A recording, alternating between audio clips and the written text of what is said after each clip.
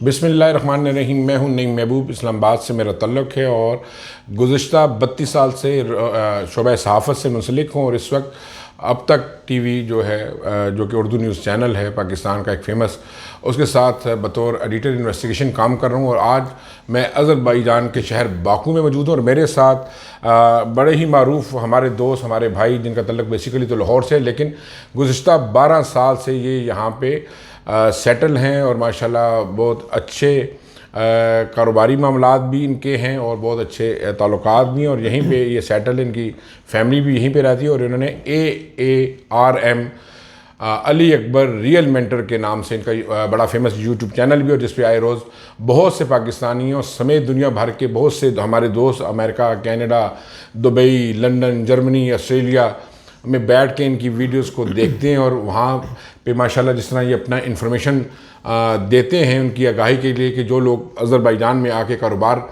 करना चाहते हैं या वो इंटरेस्टेड है यहाँ पे मुस्तकिल रहाइश रखने के लिए, तो उनको जो यहाँ से मुतल्लिक़ कवानीन के बारे में जो आगाही का इनका एक सिलसिला है वो बड़ा ही ना सिर्फ खुशाइंद है बल्कि उसमें इनकी मेहनत भी नज़र आती है और ये काबिल तहसीन है अली अकबर साहब। तो अली अकबर साहब बहुत बहुत शुक्रिया आपका। आज मैं आया था इधर और मैंने सोचा कि आपसे बात की जाए। तो अली अकबर साहब ये बताएं कि हमारे इल्म में एक बात आई है, वैसे तो बड़ा चर्चा है और आपकी वीडियोज़ में बहुत से नॉलेज भी हैं और सैकड़ों यूट्यूब पे आपकी वीडियोज़ मौजूद हैं। ये बताएं कि TRC जो है टेम्परेरी रेजिडेंशियल कार्ड है, जो बेसिकली आप यहाँ पे टेम्परेरी रेजिडेंस ले सकते हैं, उसके लिए कवानीन तो ये थे कि कोई भी बंदा जब यहाँ पे बिज़नेस के लिए आता है और वो एक कंपनी रजिस्टर कराता है और उसके बाद उसके प्रोसीजर जब कंप्लीट हो जाता है तो उसके बाद वो यहाँ पे बिज़नेस रेजिडेंस रख सकता है। लेकिन हमारे इल्म में ये बात आई कि गुज़िश्ता कुछ माह के दौरान कुछ 7-8 हज़ार लोगों के करीब पाकिस्तानियों ने TRC अप्लाई की और उन्होंने ना सिर्फ TRC अप्लाई की, मुकम्मल प्रोसेस किया, रजिस्ट्रेशन कराई, एज़ पर जो रिक्वायरमेंट डॉक्यूमेंट्स थे वो भी प्रोवाइड किए। लेकिन 99.9%, मैं खाली 99 नहीं कहूँगा, मैं बल्कि 99.9% कहूँगा कि लोगों की TRC रिजेक्ट हुई और लोगों का सरमाया ज़ाया हुआ है। तो ये क्या वजह है, वजूहात क्या हैं और इसकी पीछे बैकग्राउंड क्या है, वो मैं अपने नाज़रीन के लिए जानना चाहूँगा। जी महबूब साहब, बहुत शुक्रिया। सबसे पहले तो आपने कीमती वक्त निकाला और तशरीफ़ लाए।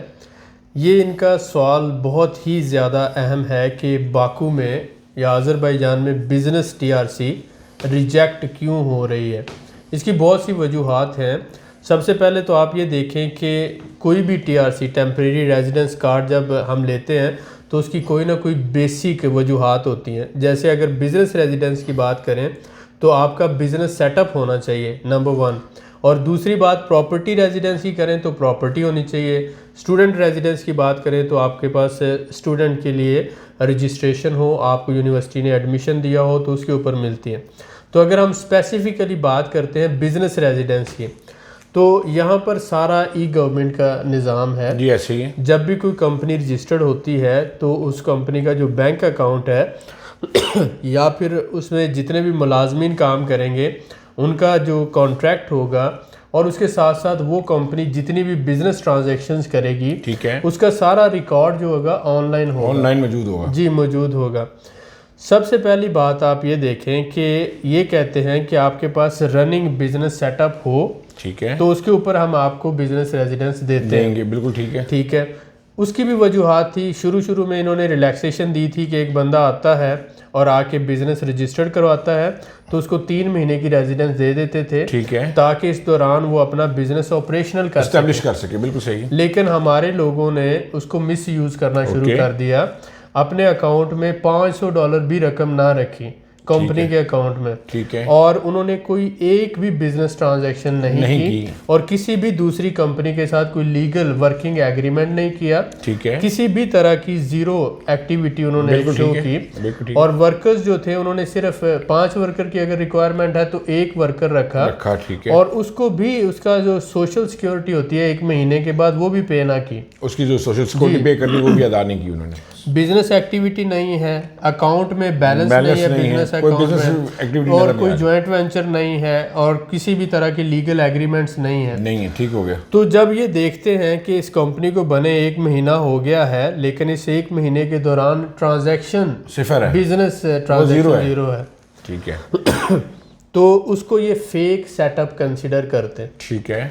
अब एक जो रियल बिजनेसमैन होता है, ये फॉर एग्जांपल इमिग्रेशन कहती है मैंने आपका ऑफिस विजिट करना है, ठीक है जी। तो जब ऑफिस विजिट पे आएंगे आके देखेंगे आपका विजिटिंग कार्ड है, ठीक है। उसके बाद आपके पास कोई वर्किंग ब्रोशर्स हैं बिल्कुल, और उसके बाद आपके पास वो कुछ फाइलें आपको कहेंगे आप बताएं आपके अपने किन के अकाउंट्स के साथ मुतालिक क्या एग्रीमेंट से कौन सा और कारोबार कर किन रहे हैं। कंपनीज के साथ आप काम कर रहे ठीक हैं, है। आपके किस तरह से काम हो रहा है और आपने अब तक कितना टैक्स पे किया है, सोशल सिक्योरिटी पे की है, ठीक है। आपकी मेन बिजनेस एक्टिविटी क्या होगी और अगर आपको ज़बान नहीं आती तो आप ये बिजनेस कैसे मैनेज करेंगे। ठीक है जी। आप इन सारे सवालों के जवाब सेटिस्फैक्ट्री नहीं दे पाते, ठीक है। तो उनको इस बात से अंदाज़ा होता है कि आप सही रियल बिजनेसमैन नहीं है और क्योंकि बहुत से लोगों ने पहले मिसयूज़ किया है इस अपॉर्चुनिटी को, ठीक है। तो इसलिए वो रिजेक्ट कर रहे हैं। ओके। लेकिन जो रियल बिजनेसमैन है जिसके पास वाकया ही रियल बिजनेस सेटअप सारा सेटअप मौजूद है, उसने एम्प्लॉयज भी पूरे रखे हैं, सोशल सिक्योरिटी भी दे रहा है, टैक्स भी पे कर रहा है, बैंक ट्रांजैक्शंस भी हैं, अकाउंट बाकायदा मेंटेन भी हो रहा है, बिल्कुल ठीक है, उसको बिजनेस टीआरसी मिलती है, मिल रही है। ठीक अब मसला ये है कि हमारे यहाँ जो 99.9% लोग आ रहे हैं, जैसे टर्की में बहुत ज़्यादा लोग डंकी लगा के इलीगल बॉर्डर क्रॉसिंग करके जाते ममालिक में निकलने के लिए, तो यहाँ पर भी लोगों ने क्योंकि वीज़ा आसानी से मिल जाता है लेके आते हैं और आके यहाँ पर कोशिश करते हैं कि एक फेक सेटअप बनाकर उस पर टीआरसी ले ली जाए और यहाँ से फिर अपना किसी न किसी तरह से यूरोप का वीज़ा निकल जाए। तो उनका मेन मकसद यहाँ स्टे करना नहीं होता बल्कि आगे निकलना है। जी, इस वजह से वो यहाँ पे पूरा सेटअप नहीं बनाते। और जब फॉर एग्जांपल 5000 कंपनीज अगर रजिस्टर्ड हों और एक भी कंपनी टैक्स पे ना करे और बिजनेस ट्रांजैक्शन ना करे और वर्कर की जो सोशल सिक्योरिटी है वो पे ना करे, तो गवर्नमेंट के पास वो सारा डाटा जब जाता है तो वो ये समझते हैं कि ये 5000 कंपनी रजिस्टर्ड कराने वाले कौन थे, ये पाकिस्तानी थे सारे। इसका मकसद ये होगा अली साहब कि कसूर यहाँ की हुकूमत का नहीं है बल्कि उन लोगों का है, उन पाकिस्तानियों का है जो मिसयूज इसको कर रहे हैं और इसके लिए जो एक्चुअल लोगों के लिए भी जो अपॉर्चुनिटीज उनके लिए मुश्किलात खड़ी कर रहे हैं। आपको एक कोई भी मुल्क या इदारा या सिस्टम आपको एक अपॉर्चुनिटी दे रहा है, ठीक है, सहूलत दे रहा है, बहुत से लोग उसको मिसयूज करके और उसको मिसयूज करने में हमारे सादा भाइयों का कसूर कम है, लेकिन ऐसे लोग जो यहाँ कंसल्टेंट बन के बैठे हुए हैं या कंसल्टेंसी की सर्विसेज प्रोवाइड कर रहे हैं या जिसे हम सादा अल्फाज में एजेंट्स कहते हैं, तो वो इलीगल माफियाज जो हैं वो इस सारे सिस्टम को एक्सप्लॉइट कर रहे हैं। ठीक है। तो ओवरऑल मैं मैसेज ये देना चाहूँगा कि जो हमारे एजुकेटेड पढ़े लिखे भाई हैं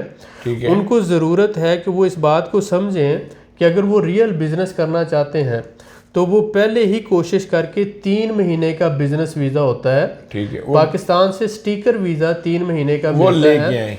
वो जब आप 3 महीने का वीज़ा लेकर आते हैं आपके पास इनफ टाइम होता है, आप यहाँ आके कंपनी रजिस्टर्ड करवाएं, इस दौरान आप अपने कुछ बैंकिंग ट्रांजैक्शन हो, आप दूसरी कंपनीज के साथ कॉन्टैक्ट्स बिल्डअप करें और 1 या 2 मुलाजम रखें, एक वर्किंग आप शुरू कर दें, तो पहले 2 महीने में आपका एक वर्किंग शुरू हो जाएगी, तीसरे महीने में आप फिर वीज़ा अप्लाई करेंगे और वो जो लोग जेन्युइन बिजनेस वीज़ा लेकर आते हैं 3 महीने वाला और उसके ऊपर बिजनेस सेटअप बनाते हैं उनको 100% बिजनेस टीआरसी मिलती है। शर्त ये है कि उनका वो बिजनेस सेटअप जेन्युइन होना चाहिए, उन्होंने फुलफिल करनी तमाम वो रिक्वायरमेंट जो कवानीन ने अज़रबैजान के कवानीन उनको बता रहे हैं। उनके पास ऑफिस होना चाहिए, विजिटिंग कार्ड होना चाहिए, वर्किंग ब्रोशर होना चाहिए, बैंकिंग ट्रांजैक्शन होना चाहिए, बैंक अकाउंट में $5-6 हज़ार होना चाहिए और जो वर्कर को वो रखते हैं उनकी सोशल सिक्योरिटी पे करे। जिन कंपनीज के साथ यहाँ काम कर रहे हैं पाकिस्तान सोशल सिक्योरिटी पे करनी मंथली 30 से 40 मनात है बस टोटल एक वर्कर के लिए। और मुझे ये भी बता दें कि इसमें मैं ये जानना चाहूँगा कि 4 से 5 कहते हैं एक मैनेजर रखना और 4 आप दीगर वर्कर्स रखने, वो अराउंड अबाउट कितनी सैलरी? देखिए इन्होंने ये रिलैक्सेशन दी है कि आप 5 वर्कर ना रखें, शुरू में 1 या 2 रख ये सहूलत दी हुई है माशाल्लाह। लीगली उसको नहीं करते लेकिन उसको एक्सेप्ट कर लेते हैं। ठीक है कि अगर वो देखते हैं कि बिजनेस सेटअप ये शुरू कर रहा है तो बाद में भी उसको ताकि इससे बोझ ना expand पड़े, कर सकेगा। ऐसे जी। एक्सपेंड करे। और लेकिन आपको कुछ ना कुछ तो वर्किंग दिखाना है ना। बिल्कुल ठीक है। जब आपने बात की सैलरी, तो सैलरी तकरीबन 200 से अगर डॉलर में बात करें, मनात में 350, 400, 500 मनात तक 300 से 400 मनात तक एवरेज है सैलरी। लेकिन डॉलर्स में अगर हम बात करें 200 से 250 डॉलर तक एवरेज सैलरी एक आपको ग्रेजुएट जो है लड़के और लड़कियां मिल जाते हैं जो आपके साथ काम करने को तैयार होते हैं। अली अकबर साहब ये बताएं कि अज़रबैजान में कितने किस्म के कारोबार किए जा सकते हैं फॉरेनर्स के लिए, बिल्कुल लोकल्स के लिए नहीं। एक तो लोकल्स भी बहुत सारे कारोबार हैं, लेकिन जो गैर मुल्की आते हैं, चाहे उसमें पाकिस्तानी है या किसी और मुल्क से कोई और आ रहे हैं, इंडियंस आ रहे हैं, कुछ और लोग आ रहे हैं, उनके लिए किन कारोबारों को, क्योंकि आपका यहाँ पे होमवर्क बहुत ज़्यादा, आपका नॉलेज बहुत ज़्यादा है, आपका तजर्बा बहुत ज़्यादा है, तो क्या सजेस्ट करते हैं कि पहले 3 जो कारोबार हैं जिसको आप ग्रेडिंग करते हैं, नंबर 1, नंबर 2 एंड नंबर 3, तो मैं अपने नाजरीन के लिए चाहूँगा कि आप वो ज़रूर उसके मुतालिक थोड़ा सा ब्रीफ करें। देखें, आपका ये क्रिटिकल सवाल है, लेकिन मैं हमेशा से अपनी वीडियोस में भी ये बात करता हूँ कि आपको जिस बिज़नेस का एक्सपीरियंस है, ठीक है, आप पाकिस्तान में, दुबई में, सऊदी अरब में या दुनिया के किसी भी मुल्क में पिछले 2, 4, 5 सालों से कोई बिजनेस कर रहे हैं, उसके नो हाउ आपको पता है, उसके डायनामिक्स का आपको पता है, आप वही बिजनेस यहाँ पे करें। ठीक है। अगर फॉर एग्जांपल आपको बिजनेस का बिल्कुल आइडिया नहीं है तो पहले आप 2, 4, 6 महीने लगा के कोई बिजनेस सीखें। ठीक है। ये ना हो कि आपने पाकिस्तान में कभी बिजनेस नहीं किया और आप यहाँ पर आके बिजनेस शुरू कर दें, तो यहाँ तो लैंग्वेज का भी आपको मसला है, कल्चर का भी मसला है, और यहाँ की जो बिजनेस की जो मामलात हैं वो भी आपको समझना है और आप अपना नुकसान कर बैठे। बिल्कुल ठीक है। तो ये हमने ये किया कि अगर फॉर एग्जांपल आपके पास बिजनेस एक्सपीरियंस है, ठीक है, तो हम आपको लॉजिस्टिक सपोर्ट दे सकते हैं, कंपनी रजिस्टर्ड करवाने में, स्टाफ हायर करने में, ऑफिस लेके देने में और पूरा सेटअप बनाने में हम आपकी मदद कर सकते हैं। ठीक है। लेकिन बिजनेस तो आप ही ने चलाना है, बिल्कुल ऐसे बिजनेस आप ही ने करना है, इसलिए आपके पास एक्सपीरियंस होना चाहिए।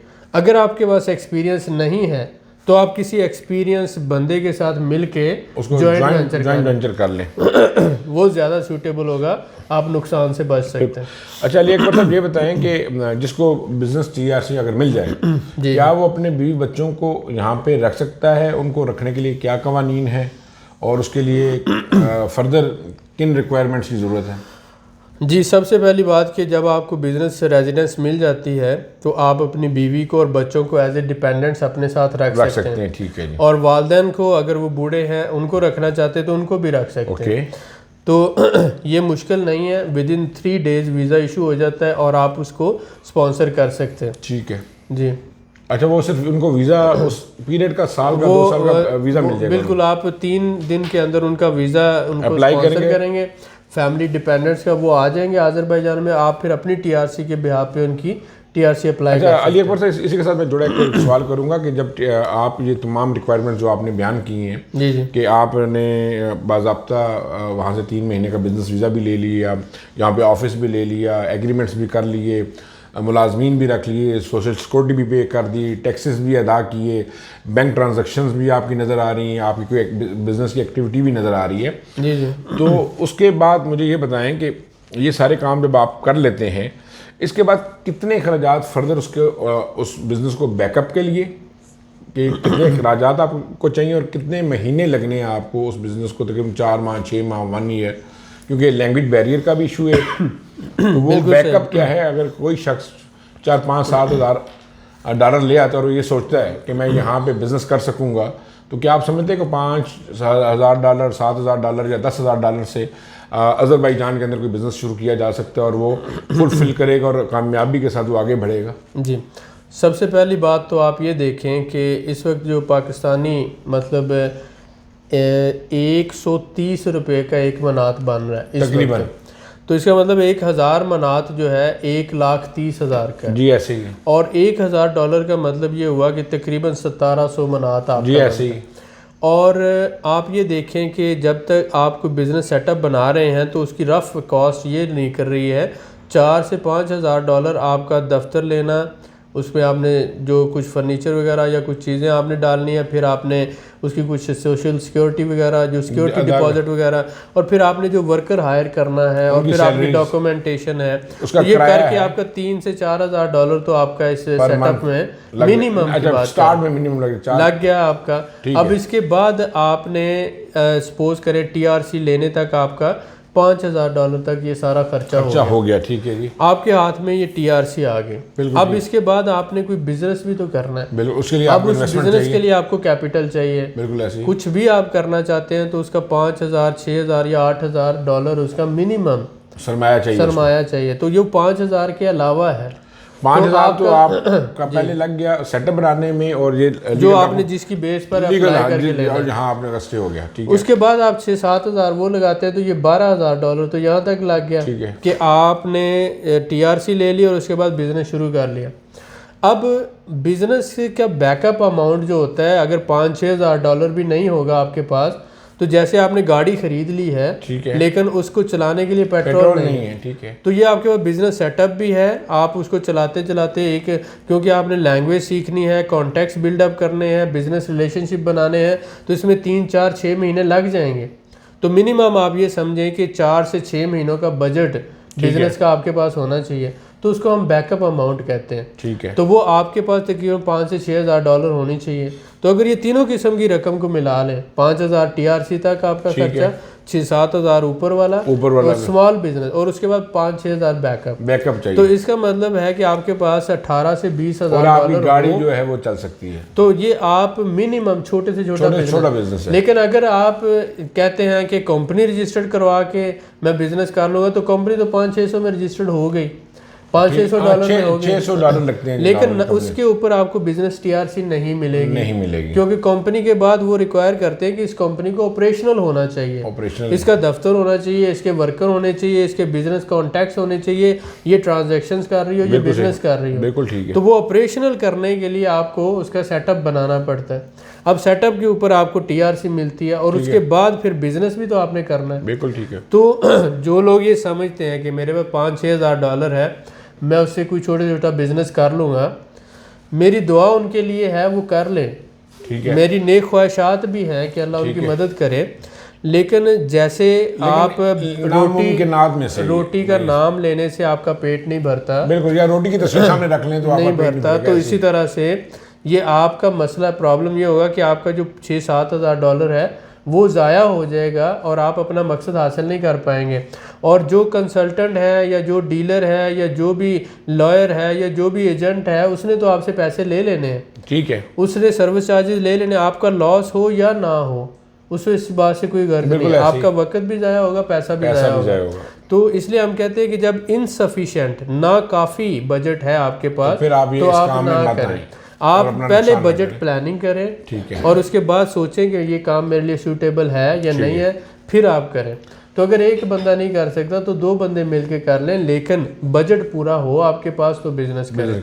अच्छा, एक बार सब ये बताएं कि जब एक बार कंपनी किसी की रजिस्टर्ड हो गई, उसको TRC मिल गई, वो 1-2 साल इधर रुका, दोबारा क्या उसके रिन्यूअल का क्या तरीका कार है? क्या एक ही बार रजिस्टर करानी है और दोबारा वो रिन्यूअल नहीं होना?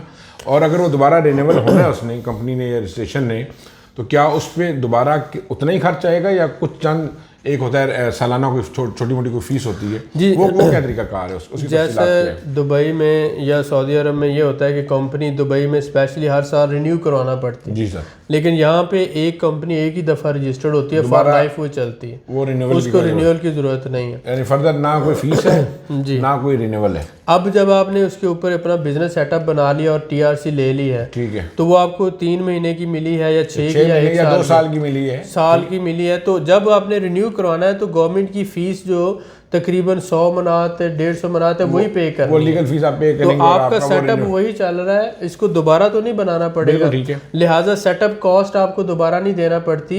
कंपनी वो फॉर लाइफ होती है और उसके ऊपर 100-150 मनात, यानी डॉलर में अगर हम बात करें $70-80, तो वही आपने पे करना होते हैं। वो रिन्यूअल, वीज़ा रिन्यूअल फ़ी है या TRC रिन्यूअल फ़ी है। अच्छा, इसी से मुस्लिक अली अकबर साहब एक और सवाल है जी जी, कि ये टैक्सेस की शरह क्या है यहाँ पे? अगर कोई कंपनी किसी भी किस्म का कोई बिजनेस करती है तो उसने क्या सालाना टैक्स पे करना है, कोई रिटर्न जमा करानी है, या कोई और सिलसिला है, या 3 महीने बाद करानी है, या 1 महीने बाद देना जी, है? ये और वो किस कदर टैक्स होगा, कितना टैक्स होगा? बहुत अच्छी बात है। सबसे पहली बात तो ये है कि यहाँ पे कफालत का सिस्टम नहीं है, आप 100% ऑनर हैं, ये बहुत अच्छी बात है। ठीक हो गया। दूसरी बात ये कि आपको हर 3 महीनों के बाद जो है ना वो कंपनी के अकाउंट से डिपॉजिट जो है, जो भी अकाउंट्स का हिसाब किताब है वो देना होता है हर 3 महीनों के बाद।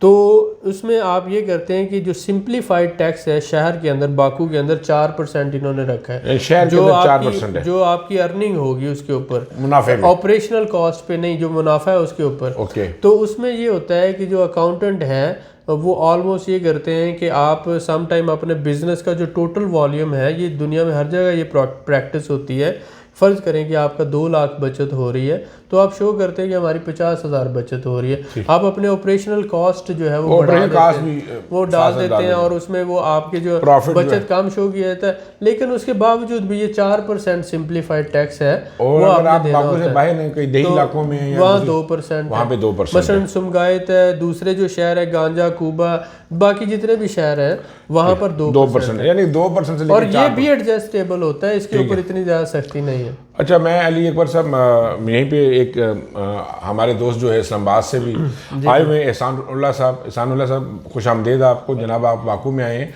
एक तो हमें आप ये बताएं कि आप कितने रोज़ पहले से हैं, और दूसरा ये बताएं यकीनन आपने भी अली अकबर साहब की जो रियल मेंटर हैं अली अकबर साहब, और वाकई हकीकत में कहने को नहीं, नाम के नहीं है, बल्कि वाक़तन हकीकतन रियल मेंटर हैं, और इनकी वीडियोस आपने बेशुमार देखी, और मुझे ये उम्मीद है कि आप इनकी वीडियोस देख के ही पाकिस्तान से यहाँ तक का आपने सफ़र किया, तो आप इनके बारे में एक अपनी, ना सिर्फ मैं ये आपकी राय जानना चाहूँगा, बल्कि आप जब यहाँ आए और आपने अभी तक कितने रोज़ों की, महिला 8-10 रोज़ आपको हो चुके हैं, तो आपने क्या देखा, इनकी तरफ से फ़राहम करदा मालूमात किस हद तक दुरुस्त हैं या उनमें कोई झूठ है, मैं ये आपसे सुनना चाहूँगा।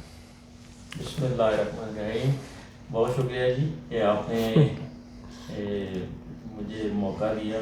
जी जी। और सबसे फर्स्ट ऑफ ऑल कि मैं तकरीबन 3 अगस्त को बाकू आए हैं, बाकू पहुंचा, और अल्हम्दुलिल्लाह बहुत सारी सिटीज़ विज़िट की। ठीक है, ओके। ओके। अकबर साहब को आप थोड़ा सा ऊंचा बोलिएगा क्योंकि हो रही है अली अकबर साहब से। अच्छा, तो पहले मुलाकात हुई, ठीक है, जो है वो ज़रा दूसरी मुलाकात ज़रा स्पेशली हुई है। ठीक है जी। तो मैंने अपने तौर पे काफ़ी सारी सिटीज़ विज़िट की हैं, और अल्हम्दुलिल्लाह बहुत अच्छा एक्सपीरियंस रहा। ठीक है, बहुत अच्छा, मतलब माहौल और सारी चीज़ें बहुत वेल सेटेड। ठीक हो गया। इन्होंने वीडियो मैंने सारी, मतलब ऑलमोस्ट देखी हैं, सारी देखी हैं, और जो इन्होंने वीडियोस में बताया, सुना, देखा, वो अल्हम्दुलिल्लाह उससे बढ़ के ही पाया है। ठीक हो गया।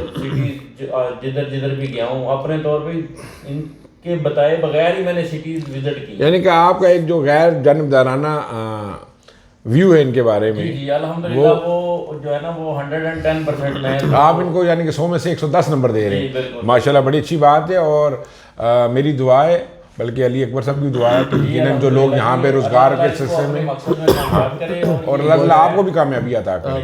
बिल्कुल बिल्कुल, एक मतलब लॉयल किस्म के इंसान है कि मतलब बहुत अच्छा, बिल्कुल सही, एक पैनल बना के लोगों के एक सिलसिले में सारे लोग, वो हम आएंगे, क्राउड फंडिंग में भी आएंगे। मेरा ख्याल है कि अल्लाह ताला बहुत बरकत भी देगा, और इंशाल्लाह इनको इनके मकसद में कामयाबी ये इनकी नहीं है, बल्कि जो क्राउड फंडिंग में आ रहे हैं उनके लिए मेरा ख्याल है कि ज्यादा सबकी कामयाबी होगी। बिल्कुल सही, जितनी मतलब अपने अपने तौर पे लगे हुए हैं मतलब करने के लिए, उसमें उनको ज्यादा मुश्किलात हैं।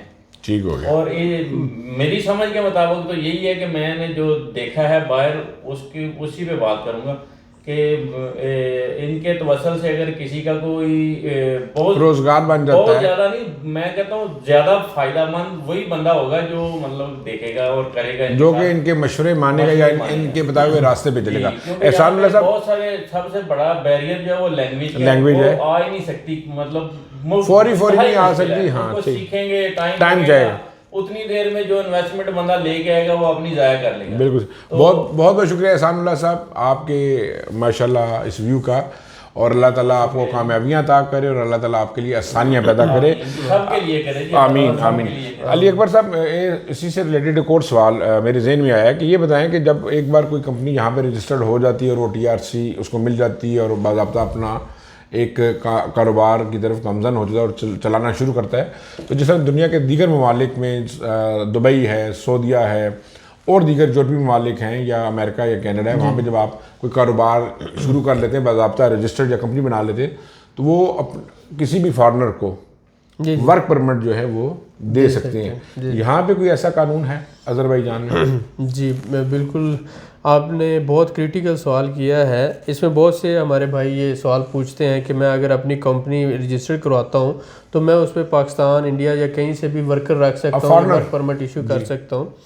यहाँ का कानून है कि जब आप कंपनी बनाते हैं तो अगर आप 5 लोकल वर्कर हायर करते हैं तो एक फॉरेनर आप उसके मुकाबले हायर कर सकते हैं। ठीक है, पहले 5 आपने लोकल रखने, लोकल और एक छठा बंदा आपने। तो अब इसी रेशो के हिसाब से 5:1 की रेशो, अगर आप 10 लोकल वर्कर रखते हैं तो फिर आप 2 रख सकते हैं।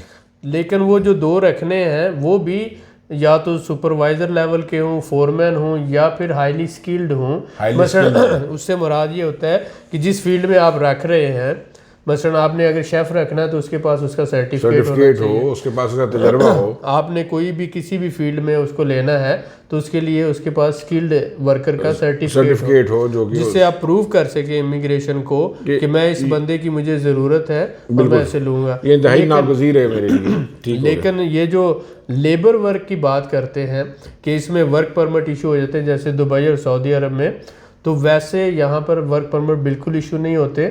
और बहुत से लोग इस बेस पर फ्रॉड भी कर रहे हैं दूसरे लोगों के साथ कि हम आपको वर्क वीज़ा दे देंगे, वो विजिट वीज़े पर ले आते हैं अज़रबैजान में और उसके बाद यहाँ से वर्क वीज़ा इशू नहीं होता और जो एजेंट या बाकी लोग हैं वो इस तरह से उनके साथ फ्रॉड करते हैं। एक बार साहब, मैंने अभी जो चंद दिन में ये देखा है कि लोग बाज़ाब्ता, क्योंकि वीज़ा तो बड़ा इजीली मिल जाता है, लोग बाज़ाब्ता पाकिस्तान से और दीगर ममालिक से लोगों को यहाँ पे बड़ा झांसे और तो वो सब्ज़ बाग जिसको कहते हैं ना, वो दिखा के ला रहे हैं कि आप आ जाएं और आपको इंशाल्लाह $5-7 में हम यूरोप पहुँचा देंगे। तो ये क्या सीन है, ये क्यों इस तरह हो रहा है और क्या ऐसा मुमकिन है? क्या जो लोग आ रहे हैं बेवकूफ़ बन रहे हैं, वो अगर वो $5,000 या $6,000 आके एजेंटों की नज़र कर जाते हैं और फिर ना सिर्फ मुल्क की बदनामी हो रही है इस हरकत से। सबसे बड़ा इशू ये है कि हमारे लोगों में अवेयरनेस नहीं है, पहली बात, और दूसरा कि एजुकेशन की कमी है। ठीक है। अब जब जो एजेंट हजरात हैं वो सब्ज़ बाग दिखाते हैं कि हम आपको यूरोप भेज देंगे, आप ये देखें कि जब अज़रबैजान में कोई बंदा आया, या तो उसने बिजनेस रेजिडेंस लेनी है या प्रॉपर्टी रेजिडेंस लेनी है या स्टडी वीज़े पे रेजिडेंस लेनी है, तो उसके पास कोई बेस होगी तो यहाँ एम्बेसी से वीज़ा ले सकेंगे। तो इस हवाले से ये मिस गाइड करते हैं लोगों को। और फिर अगर सपोज करें 1 साल के आपके पास वीज़ा है और आपकी बिजनेस वर्थ है तो एम्बेसी में आप अप्लाई करेंगे। ये तो नहीं कि आप आते ही अगर बिजनेस रेजिडेंस ले लेते 3 महीनों की और या 6 महीनों की, और एम्बेसी में तो चेक करेगी कि आपके पास आप कौन सा बिजनेस आप कर रहे हैं, क्या कितनी देर और कितनी देर हुई है आपको यहाँ आए। तो लिहाजा ये इसी बेस पर बहुत से लोग कंपनियां रजिस्टर्ड करवाते हैं कि वो 3 महीने की या 6 महीने की बिजनेस रेजिडेंस लेंगे और यहाँ से यूरोप का वीज़ा लगवा लेंगे। तो क्योंकि एजेंटों ने उन्हें मिसगाइड किया होता है और एजेंट हजरात क्या करते हैं कि जैसे ही लोग यहाँ पर आते हैं उनसे पैसे लेकर खुद गायब हो जाते हैं और सादा लोगों के साथ इस तरह से फ्रॉड और स्कैम्स हो रहे हैं। तो हम अपनी वीडियोज़ के ज़रिए ये कोशिश करते हैं हमेशा अवेयरनेस फैलाने की कि आप अपने कीमती सरमाए को ज़ाया ना करें और लोगों पर इस तरह से अंधा एतमाद करके उनको यूरोप जाने के झांसे में आकर उनको लाखों रुपया आप इस तरह से ना दें। आप जेन्युइन कोई बिजनेस कर सकते हैं उसी पैसे से या कोई काम कर सकते हैं। मसलन यहाँ पर ऑप्शन हैं, अगर आप पढ़े लिखे हैं, मैट्रिक पास हैं तो 1 साल का आप स्टडी वीज़ा ले सकते हैं। सिर्फ $800-900 यूनिवर्सिटी कोर्स की फ़ीस है। मसलन आप किसी भी लैंग्वेज कोर्स में दाखिला लें और आप साथ में पार्ट टाइम टैक्सी चला लें, पार्ट टाइम कोई दूसरा काम कर लें, कोई भी आप तो आप सर्वाइव कर सकते हैं। लेकिन आप उस दौरान ज़बान सीख जाएंगे, मामलात को समझ जाएंगे। जैसे ही आप ज़बान सीख लेंगे आपके लिए बहुत सी आसानियाँ होंगी, अपॉर्चुनिटी और बहुत से डोर्स आपके लिए नहीं खुल जाएंगे। अच्छा अली अकबर साहब, आपकी बहुत सारी वीडियोज़ में मैंने जो 2 कंसेप्ट हैं, एक क्राउड फंडिंग का है और एक इकोसिस्टम का है। जी, तो सबसे पहले तो मैं ज़रा थोड़ा तफसीलन खुद भी समझना चाह रहा हूँ और अपने नाज़रीन के लिए भी चाहता हूँ कि उनको ये समझ आए कि ये क्राउड फंडिंग बेसिकली है क्या। देखें, आजकल दुनिया बहुत ज़्यादा कंपटीशन से काम करते हैं, और अगर मैं ये कहूँ कि वो जो ज़माना है कंपटीशन का एक तरह से ख़त्म हो गया है। अब the age of competition is over. वजह क्या है? ठीक है कि अब जो बिज़नेस दुनिया में सरवाइव करता है वो एक इकोसिस्टम के तहत, जिसे हम बिज़नेस का इकोसिस्टम कहते हैं। मसलन एयरबीएनबी को आप देखते हैं, या booking.com को देखते हैं, या उबर को देखते हैं, या कोई भी दुनिया की बड़ी कंपनी जो काम कर रही है, वो एक मुख्तलिफ इकोसिस्टम जनरेट करती है जिसे बिज़नेस का इकोसिस्टम कहते हैं। पूरे सिस्टम को, जिसे टीम ऑफ बिजनेसमैन, एक टीम कनेक्ट करती है। अब फ़र्ज़ करें कि अगर हम टूरिज़म की बात करते हैं तो इसमें टूर ऑपरेटर्स आ जाते हैं, इसमें रेस्टोरेंट चलाने वाले आ जाते हैं, इसमें ट्रांसपोर्ट को मैनेज करने वाले आ जाते हैं, उसके अलावा जो होटल और रिजॉर्ट्स की मैनेजमेंट आ जाती है। तो ये सारी टीमें आपस में मिलकर जब एक पूरा टूरिज़म का इकोसिस्टम बनाते हैं तो तब जाके ये काम बिजनेस होता है। तो बिजनेस सिर्फ कुछ लोग या एक बंदा नहीं कर सकता। बिजनेस नाम है टीम वर्क का। पहली बात ये है कि वो आपस में लोगों की टीम होनी चाहिए, और दूसरा कि उनके पास सूटेबल फंड्स होने चाहिए। सूटेबल फंड से मुराद है कि एक काम अगर $1,00,000 में होना है तो आप उसे 10,000 में नहीं कर सकते, 20,000 में नहीं कर सकते, उसके लिए 1,00,000 ही चाहिए। 1,00,000 ही चाहिए। तो उसके बाद अगर 10 लोगों ने काम करना है तो 10 लोग ही चाहिए। तो एक बंदा 10 लोगों का काम नहीं कर सकता। तो जब आपने किसी प्रोजेक्ट को लेके चलना है, तो आजकल के दौर में आप ये देखें कि हम कंपटीशन से आगे निकल चुके हैं। अब वही बिजनेस सरवाइव करता है जो इकोसिस्टम के साथ काम कर रहा है, जिसे बिजनेस इकोसिस्टम कहते हैं। क्योंकि हमारे यहाँ पहली बात तो ये बिजनेस की ट्रेनिंग नहीं है, फिर उसके बाद हम बात करते हैं बिजनेस कंपटीशन की। अब बात बिजनेस और बिजनेस कंपटीशन से आगे निकल के अगर आप $1,00,000 भी लगा दें, $2,00,000 भी लगा दें, और आप अकेले हैं, तो आप बिजनेस में कामयाब नहीं हो सकते। उसके लिए आपको एक पूरी टीम चाहिए, पूरा इकोसिस्टम बनाना पड़ता है। तो इसलिए हमने ये क्राउड फंडिंग में जो लिया, हम सिर्फ पैसा नहीं ले रहे, हम आप लोगों का तजुर्बा भी ले रहे हैं, कॉन्टेक्ट्स भी ले रहे हैं, और हम आपसे मिलकर एक टीम बना रहे हैं। जिसमें फ़र्ज़ करें कि अगर 50 लोग हैं इस टीम में, तो 50 लोगों के कॉन्टेक्ट्स भी हैं, 50 लोगों का एक्सपीरियंस भी है, नॉलेज भी है, और वो अपनी एडवाइस भी देंगे। और अगर हर बंदा $1,000 लगाता है तो $50,000 बन गया। और अगर 2,000 लगाता है तो $1,00,000, और $1,00,000 से आप एक अच्छा बिजनेस कर सकते हैं। बिजनेस स्टार्ट करने के बाद उसको ऑपरेशनल रखना होता है। अब वो जो बैकअप अमाउंट भी अगर चाहिए कल को उस बिजनेस के लिए, तो वो 50 बंदा 1,000 दोबारा डाल देगा, 50,000 बन जाएगा। बिल्कुल ठीक है। और वो बिजनेस से कभी मसलन बिल्कुल बैंकरप्ट नहीं होगा, दिवालिया नहीं होगा, और वो बिजनेस से सक्सेसफुली, अगर एक बंदा गलती कर रहा है तो दूसरा गाइड करेगा, एक बंदा जो अपने रिसोर्सेज प्रोवाइड करेगा, दूसरा नॉलेज प्रोवाइड करेगा, तीसरा सपोर्ट प्रोवाइड करेगा।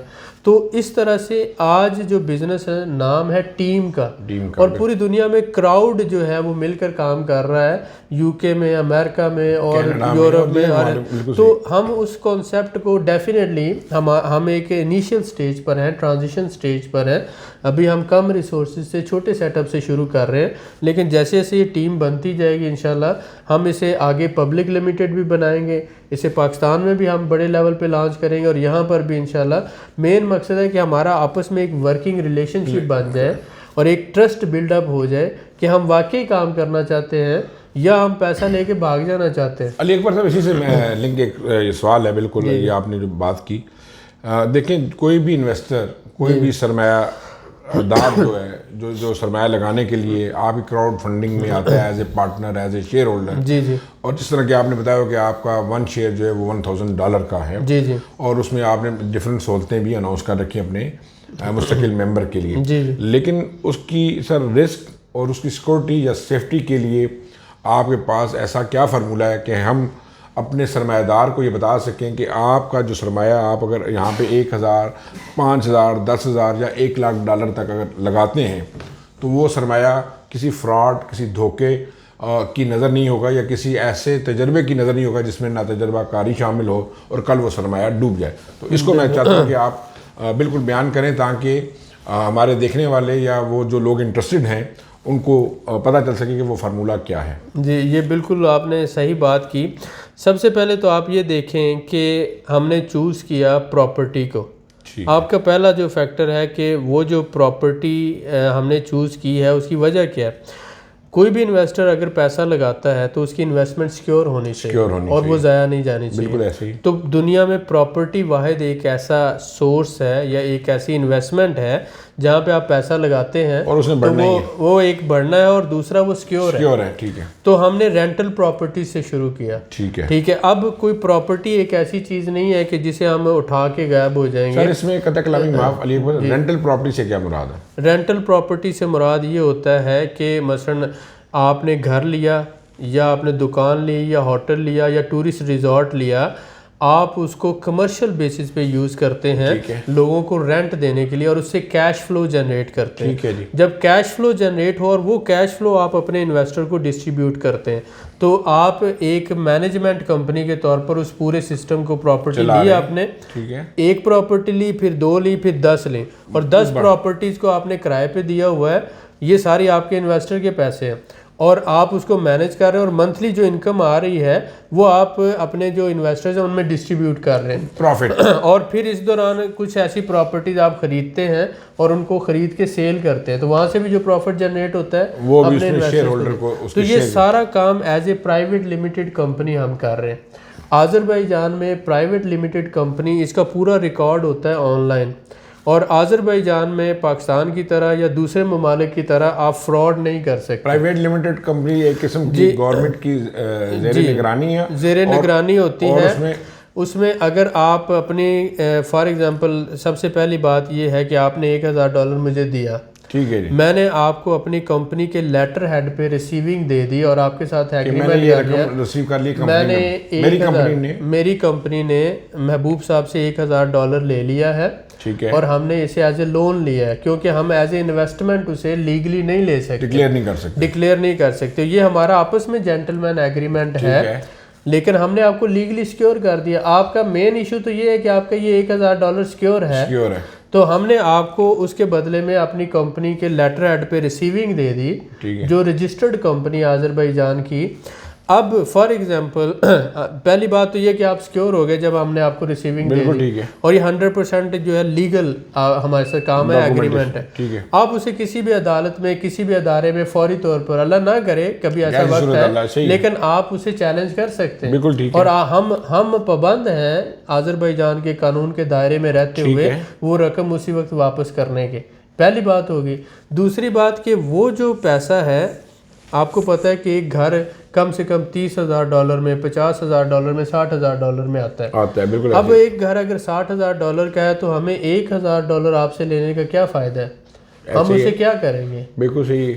मकसद क्या है हमारा कि वो $1,000 से आप उसमें जब हमारे साथ मिल जाते हैं तो हमने एक घर लिया, हमारा इस दौरान आपस में वर्किंग रिलेशनशिप बना, हमारा आपके साथ ट्रस्ट बना। बिल्कुल। फिर हम 2-3 महीनों बाद एक और घर ले लेते, उसमें भी आप 1,000 डाल देते। ठीक है। इस तरह से करते करते आपकी इन्वेस्टमेंट $10,000 होगी, $20,000 होगी। ठीक है।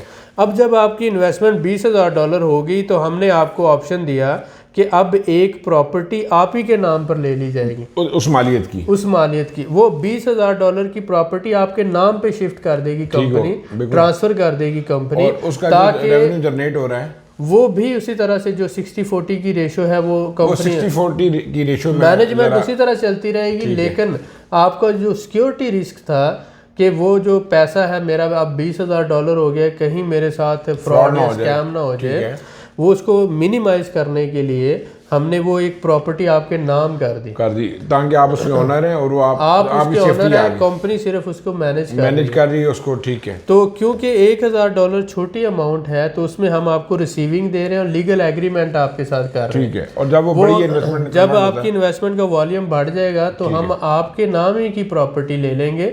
और हम भी इस चीज़ को समझते हैं ये पहली स्टेज है। और जैसे जैसे आगे बढ़ते जाएंगे, बिजनेसमैन जो होता है वो बिजनेस के वॉल्यूम को बढ़ाता है। जब हम आपसे एक परसेंटेज ले रहे हैं इस सारे बिजनेस को मैनेज करने की, उससे जो मुनाफा जनरेट हो रहा है 60% आपको दे रहे हैं, 40 हम ले रहे हैं। अब फॉर एग्जांपल अगर $1,00,000 में काम करते हैं तो 60-40 में हमें भी बच रहा है।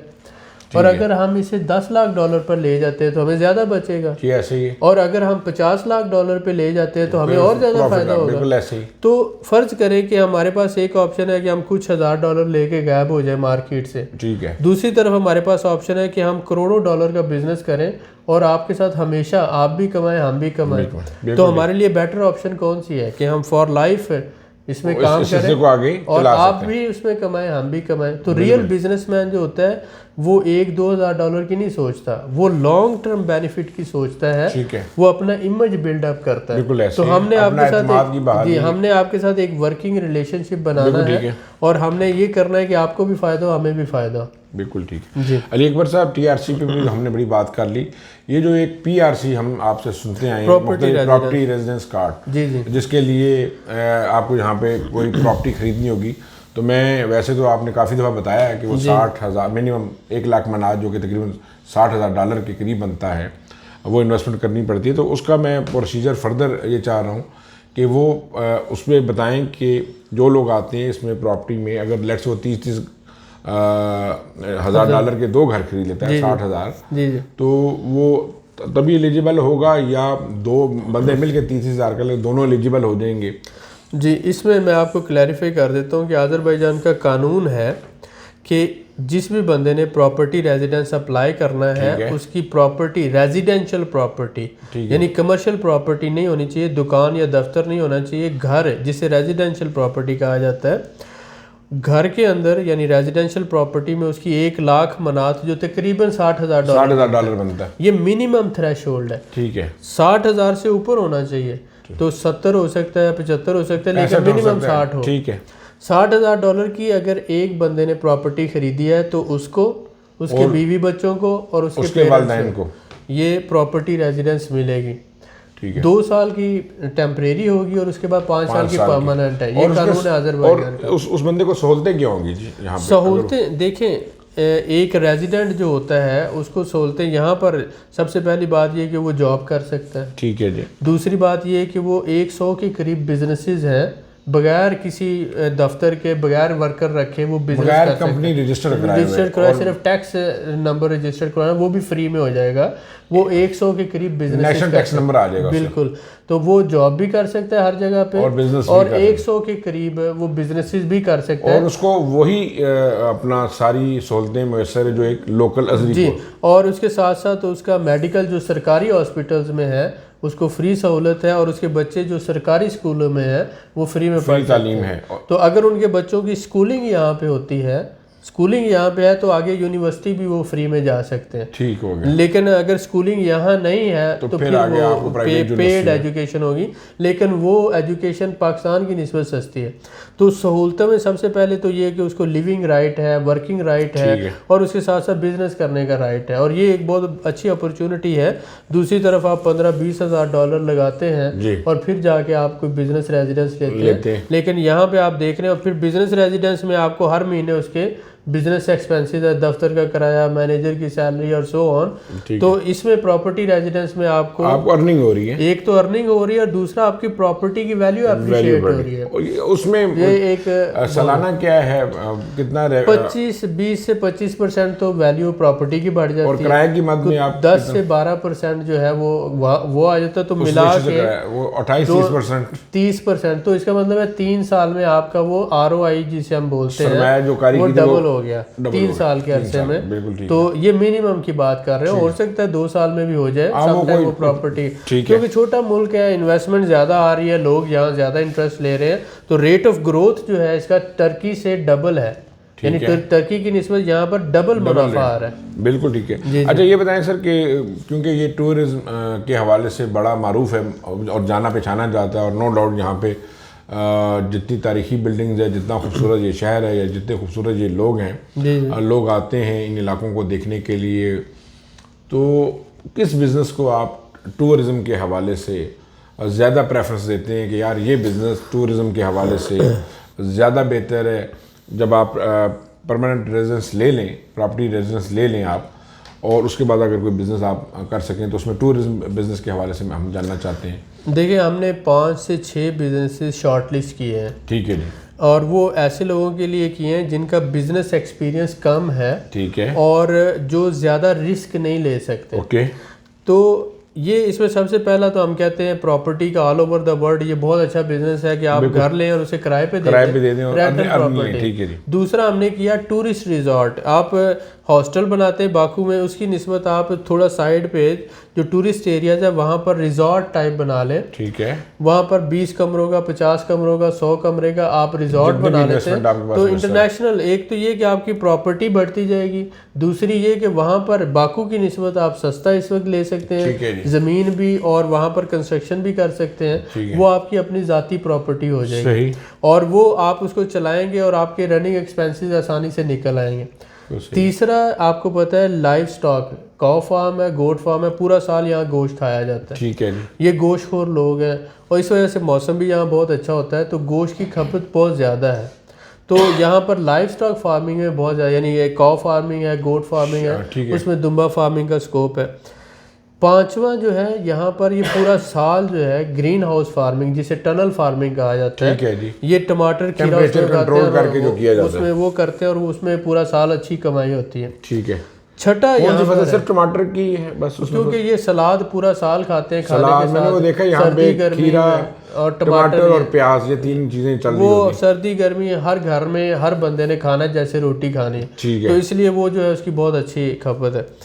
और छठा जो यहाँ पे बिजनेस अभी रिसेंटली शुरू हुआ है कि आप ऊबर या बोल्ट पे अपनी गाड़ी डाल देते हैं। गाड़ी मैंने खुद खरीदी, आपने खरीदी और यहाँ पे ड्राइवर उसके साथ रजिस्टर्ड हो गया जी, और आप खुद ड्राइव करते हैं तो महीने का 1200 मनात आसानी से कमा लेते हैं। और अगर आप ड्राइवर को दे दें तो आप एक गाड़ी पे जो तकरीबन $8000 की आती है, 600 मनात मंथली पर मंथ आपको, अगर पाकिस्तानी रुपीस में कहें तो 80,000 रुपए तक एक गाड़ी आपको मुनाफा दे रही होती है। 24 घंटे के लिए आपने दी है, 12 घंटे का, ये 12 घंटे की एवरेज है, लेकिन अगर आप 24 घंटे में ले जाएंगे तो डबल अर्निंग हो जाएगी। अच्छा, उसको आप 24 घंटे पे ले जा सकते हैं। वो आप ले जा सकते हैं। डे और नाइट का एक ड्राइवर मॉर्निंग के लिए और एक इवनिंग के लिए रखें तो वो आप 24 घंटे चलाएं। ये अच्छा इसमें यानी कि ट्रांसपोर्ट के बिजनेस जी जी। और ये छठा एक ये ऐसे लोगों के लिए जिनका बिजनेस एक्सपीरियंस जो है वो मिनिमम है, तो वो एक सिक्योर रहते हुए एक अच्छी इनकम कर सकते हैं। लेकिन इसके अलावा अगर आपका कोई बिजनेस है